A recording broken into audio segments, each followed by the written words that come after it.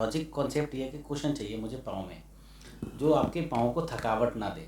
जितनी आपकी पाँव में थकान कम रहेगी, लेग्स में ज़ोर कम पड़ेगा, आपको थकान वीकनेस कम रहेगी और आपकी एनर्जी बूस्ट करने में आपको हेल्प करेगा। क्विटिंग पोजीशन है, उसमें आप लोगों ने नहीं बैठना, जिसमें हम लोग इंडियन सीट होती है टॉयलेट, उस वाली पोजीशन में आप लोग बैठ के अवॉइड करिए। वेरिकोसील की सर्दियों में डाइट, वेरिकोसील की सर्दियों में डाइट अगर हम लेके चलते हैं तो और आप काले चने का सूप आपके लिए बहुत फ़ायदेमंद। नमस्कार, सत श्री अकाल, मैं डॉक्टर योगी। आज आपके लिए एक नया कॉन्सेप्ट, जो सर्दी में हमारे भी विंटर स्टार्ट हुई हुई ऑलमोस्ट, तो हम लोग चाहेंगे कि आपको वेरिकोसील में काफ़ी लोगों के क्वेश्चंस हैं कि वेरिकोसील में किस तरह की एक्सरसाइजेज हम लोग विंटर्स में कर सकते हैं, किस तरह का कपड़ा पहना जा सकता है और डाइट हमारी किस तरह की होनी चाहिए। तो बहुत बढ़िया क्वेश्चंस मेरे को लगे लोगों के, जो आउटकम्स आ रहे हैं, तो मुझे लगा कि उस पर भी आपको जानकारी देनी बहुत ज़रूरी है। तो जो लोग हमारे साथ तो पहले नहीं जुड़े हुए हैं, उनको कहूँगा कि हमारी प्लेलिस्ट से पुराने वीडियोस भी देख सकते हैं। सब्सक्राइब बटन यूज़ करिए, और आपकी बहुत भी सब्सक्रिप्शंस हमारे पास वैसे ही बहुत प्यार मिलता है, तो सब्सक्रिप्शंस आप भी करिए ताकि और भी लोगों को जो रेफरेंस है मिल पाता है। अब मुद्दे पे आते हैं, जो वेरिकोसील में हमारी एक्सरसाइजेज हैं, डाइट है और कपड़े का पहरावा। सबसे पहले तो जैसे अभी देखिए सर्दियाँ आ रही हैं, सर्दियाँ जैसे स्टार्ट हो रही हैं, तो हमें विंटर्स में कई लोग अंडर जो लोअर हैं, वो जो वूलन है वो पहनते हैं, वार्मर्स जिनको कहते हैं, वो आप पहनिए। बट ध्यान रख के चलिएगा, अगर आपका कपड़ा है ब्लैक है वो मत पहनिएगा, और हीट थोड़ा सा कंट्रोल रखिएगा।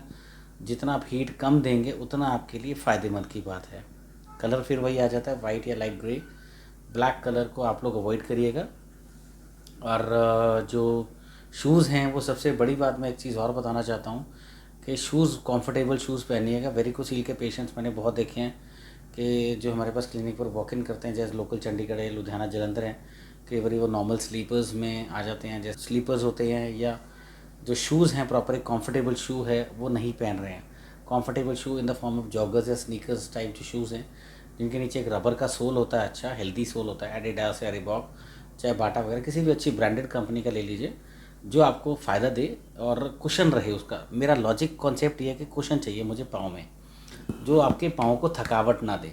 जितनी आपकी पाँव में थकान कम रहेगी, लेग्स में ज़ोर कम पड़ेगा, आपको थकान वीकनेस कम रहेगी और आपकी एनर्जी बूस्ट करने में आपको हेल्प करेगा।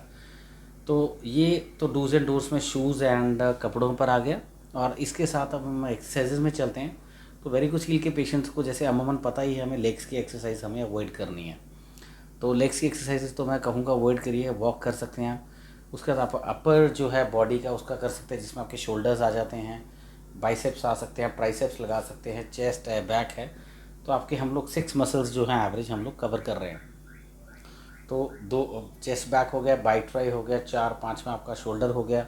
उसके बाद रिस्ट की भी एक्सरसाइजेज कर सकते हैं।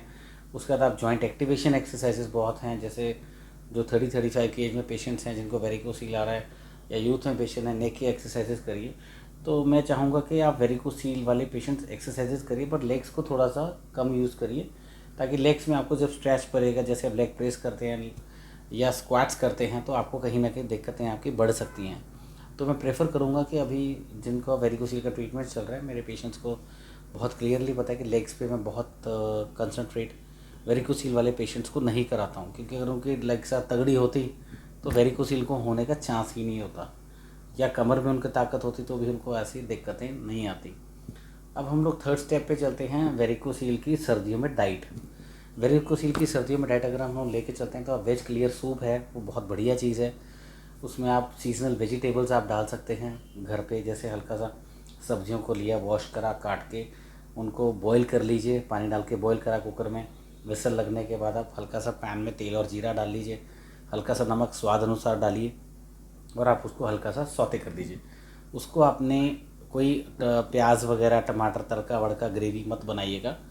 तो सूप को एक वेज क्लियर सूप, जिसको हम लोग बहुत साधारण भाषा में बोलते हैं वेज क्लियर सूप, वो आप लीजिए। वेज क्लियर सूप के अलावा सेकंड ऑप्शन में आपके लिए दलिया बहुत अच्छा है, और आप काले चने का सूप आपके लिए बहुत फ़ायदेमंद है। काले चने का सूप सर्दी में एनर्जी के लिए बहुत अच्छा रहता है। और इसके अलावा आप धागे का मिश्री, जैसे मैंने बताया है, वो आप ले सकते हैं। दिन में 2 से 3 बार आप चूसिए ज़रूर। और सर्दी में ध्यान रख के चलिएगा, भरपेट खाना नहीं खाना, क्योंकि सर्दियों में ज़्यादा खाया जाता है, वेट गेन हो जाता है।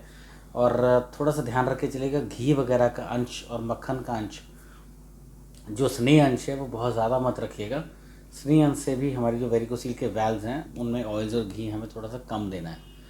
तो इन चीज़ों को ध्यान रख के चलिए। पेट ज़्यादा से ज़्यादा साफ़ रखिए, साउंड स्लीप लीजिए, लेग्स लटका के मत बैठिए। अगर लॉन्ग ट्रेवल कर रहे हैं, ट्रेन में हैं, अगर कई बार जैसे हमारे पास पेशेंट हैदराबाद है, मुंबई है, लखनऊ है, राजस्थान है, इधर से आ रहे हैं, तो वो ट्रेन पे जब आ रहे हैं तो हम लोग प्रॉपर हिदायत देते हैं उनको कि आप क्रॉस लेग होके बैठिएगा, जिसको हम लोग चौकड़ी मारना कहते हैं। उस पर बैठिए, उसमें हमें कोई दिक्कत नहीं, उसमें आपके लेग्स को थकावट नहीं आएगी। या जो बच्चे आईएएस लेवल की तैयारी कर रहे हैं, प्रीलिम्स या मेंस में जाने की तैयारी कर रहे हैं, उन बच्चों को जैसे दिक्कत रहती है, वेरिकोसील आती है, तो हम लोग उनको भी एडवाइस करते हैं कि आप प्रॉपरली क्रॉस लेग बैठिए। और एक सबसे बड़ी बात, जो स्क्विटिंग पोजीशन है उसमें आप लोगों ने नहीं बैठना, जिसमें हम लोग इंडियन सीट होती है टॉयलेट, उस वाली पोजीशन में आप लोग बैठ के अवॉइड करिएगा, जिसके आपकी वेरिकोसील बढ़ने के चांसेस हम लोग और रोक सकते हैं। इस वीडियो में मैं इतना ही कहना चाहूँगा। अगली बार हम लोग नए विषय पर जानकारी देंगे। आज के लिए इतना ही। नमस्कार एंड सत श्री अकाल। योगीज आयुर्वेदा 4 पीढ़ियों से रख रहे हैं आपकी तंदुरुस्ती का ख्याल।